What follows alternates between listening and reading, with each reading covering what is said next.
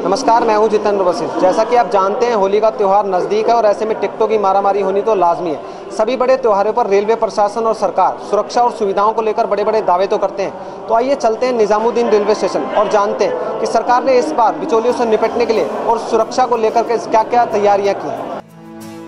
Railway के ढुलमुल रवैये से होली में अपने घर जाने वाले यात्रियों को इस बार भी कन्फर्म टिकट के लिए टिकट दलालों के चंगुल में ही फंसना होगा, क्योंकि इन पर नकेल कसने का दावा करने वाला रेलवे प्रशासन अभी तक सभी टिकट आरक्षण केंद्रों पर सीसीटीवी कैमरे भी नहीं लगा सका है। टिकट दलालों पर नकेल कसने के लिए रेल प्रशासन ने टिकट आरक्षण केंद्रों पर सीसीटीवी कैमरे के साथ साथ जैमर लगाने की भी योजना बनाई थी और इस योजना को होली से पहले अमली जामा पहनाना था। लेकिन आलम यह है कि रेलवे टिकट आरक्षण केंद्रों पर या तो कैमरे लगे ही नहीं हैं और जो लगे हैं वो कई वर्ष पुराने हैं। किस समय से लाइन में खड़े हैं टिकट के लिए? लगभग 20 से 25 मिनट हो गया है यहाँ पर। जैसे कि आप देख सकते हैं कि 2-3 से ज़्यादा विंडो यहाँ पर बंद है। अगर वो विंडो रीओपन हो जाता है तो यहाँ पर लाइन की संख्या है वो और कम हो जाएगी और पैसेंजर्स को और फ़ायदा हो जाएगा और वो टिकट आसानी से ले पाएंगे।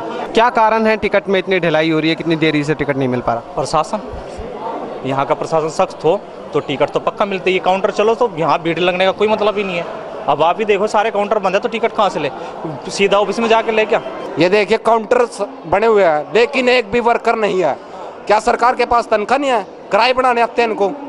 बजट में तो इतने वो करते आए विधानसभा में और राज्यसभा में कि हम पैसे वो कर देंगे। देखिए सुविधा एक भी नहीं है और लाइनें लगी हुई है। अगर उनको बोलते हैं कि अंकल जी हमको टिकट हमारी ट्रेन है दे दो और ऊपर से पैसे मारते हैं फेंक के। तो इतने जल्दी आए अपने वो कर ले, अपनी गाड़ी कर ले। अगर इतनी वो जल्दी होती तो हम ट्रेन में क्यों आते हैं? त्योहारों के समय पे स्पेशल ट्रेन चलाई जाती है तो क्या उससे कुछ फर्क पड़ता है? नहीं, फर्क तो पड़ता है, पर जब टिकट ही नहीं है यहाँ पर उपलब्ध कैसे फर्क पड़ेगा? टिकट मिलेगा जब भी तो फर्क पड़ेगा। जी फर्क पड़ता है, लेकिन उस टाइम जैसे आप जानते हैं इंडिया की आबादी इतनी है कि उस टाइम उससे फ़र्क पड़ता है, लेकिन ज़्यादा संख्या तक नहीं। जो पैसेंजर्स होते हैं उनकी तादाद और बढ़ जाती है कि सबको अपने अपने घर जाना, सबको जिस जगह जाना होता है। मेरे हिसाब से ट्रेन है लेकिन उतनी नहीं है जितनी लोगों को चाहिए। स्पेशल ट्रेन में लोग इसलिए नहीं ट्रैवल करना चाहते क्योंकि उनके समय का कुछ ठिकाना नहीं होता। वो अभी चली है और अपने डेस्टिनेशन पे कब पहुंचेगी ये ना रेलवे को पता होती है और ना लोगों को। इसलिए स्पेशल ट्रेन चलाने के बावजूद भी लोगों को उसमें लोग ट्रैवल करना प्रेफर नहीं करते क्योंकि उनका कोई टाइम टेबल नहीं होता। मौजूदा सुरक्षा को लेकर के आपका क्या कहना है रेलवे की? कोई सुरक्षा नहीं है यहाँ पर। जैसे कि आप देखें, कोई भी आ रहा है, कोई भी जा रहा है, कोई फैसिलिटी उतनी नहीं प्रोवाइड करी गई है। रेलवे बजट से नाम के लिए था, नाम के लिए ही रहेगा हमेशा। ट्रेन में सुरक्षा, आजकल ट्रेन में तो कोई सुरक्षा ही नहीं। जेब कतरे, लड़ाई दंगे। अभी हम ट्रेन से आए थे, जैसे बड़ौद से बाग तक बड़ौद से निकल गए थे तो ट्रेन में लड़ाई हो रही थी और वे लड़ाई करने के बाद दूसरे डिब्बे में चले गए। तो ऐसा लगा जैसे कि कोई सेफ नहीं है। रेल क्या, इंसान रेल में सेफ नहीं है और रेल भी खुद सेफ नहीं है। मुझे नहीं लगता ऐसी कोई सुरक्षा व्यवस्था बढ़ी है। कल मैं राजधानी से पटना से दिल्ली आया हूँ। डेफिनेटली कैटरिंग और ये सब अच्छी थी, लेकिन उसमें मुझे ऐसा कुछ नहीं लगा कि सुरक्षा कुछ बढ़ी है।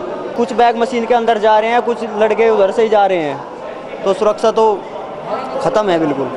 तो सरकार ने जिस तरह से अपने बजट में ये बोला था कि हम बिचौलियों की और दलालों की भूमिका को ख़त्म कर देंगे, क्या सरकार उस पर खरा उतर पाई है? मुझे नहीं लगता। मैं अभी लाइन में मैं जब लगने की कोशिश किया तो एक काउंटर तो चल नहीं रहा था, उस पर पता नहीं क्या कर रहे हैं, और दूसरे वाले पे जब मैं खड़ा तो इतनी लंबी लाइन थी। नहीं, ऐसा तो कुछ है नहीं, क्योंकि देख रहे हो आप कितनी भीड़ है यहाँ पे।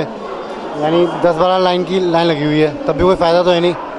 यानी बजट आए तो कुछ ऐसा है ना, जैसे कि हमें कुछ आराम मिले, कुछ आराम से हम अपनी टिकट आए तो बिल्कुल बस 10 मिनट में टिकट लेके चले जाएँ। मेरे ख्याल से तो अभी तक कुछ नहीं। जो भी रेलवे बजट में आया था, जैसे कि जो प्राइसेस हैं वो और हाई हो गए हैं, उसके हिसाब से ना तो सिक्योरिटी है ना उसके हिसाब से फैसिलिटी प्रोवाइड कराई जा रही है कि हम लोग को। प्लस जो हमें प्राइस बढ़ाया गया उसके हिसाब से हमारे साथ कुछ भी वैसा बर्ताव नहीं किया जा रहेगा।